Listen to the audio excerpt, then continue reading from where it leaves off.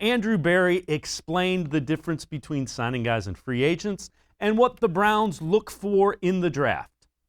I think free agency has a lot less of an impact than maybe, or at least for me, it has a lot less of an impact on the draft than is maybe perceived. And that's not to say that it doesn't have some level of influence, but it goes back to what I said earlier, that I really think of the draft as maximizing long-term sustainable impact on the team. And certainly, need or positional value, all that can play a role in it. But by no means is it the primary mode, not even close to the primary weighting in terms of a draft decision. Because I think honestly, that's how teams make mistakes.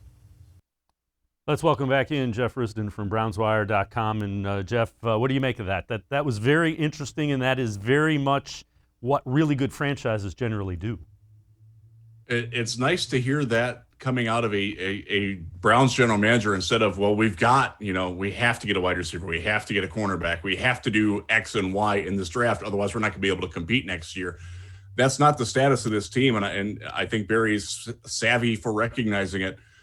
He opened up the door there, and this sort of piggybacks on what Kevin Stefanski said earlier this week, or maybe it was last week, but about how their need system isn't necessarily what's going to drive their draft. They're going to look at the best available player.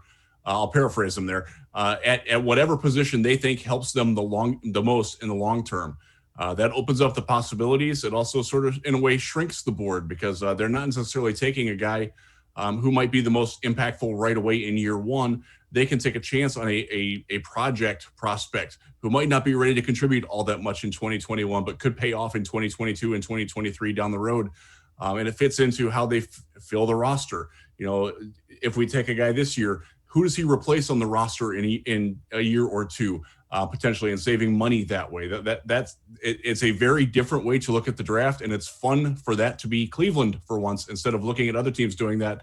And we're fishing around, figuring out, the three biggest needs and pigeonholing in the best possible players at each of those spots. Yeah, I mean, again, it's in order to do that, you have to know what your type of player is, what your long-term outlook for each of the guys is.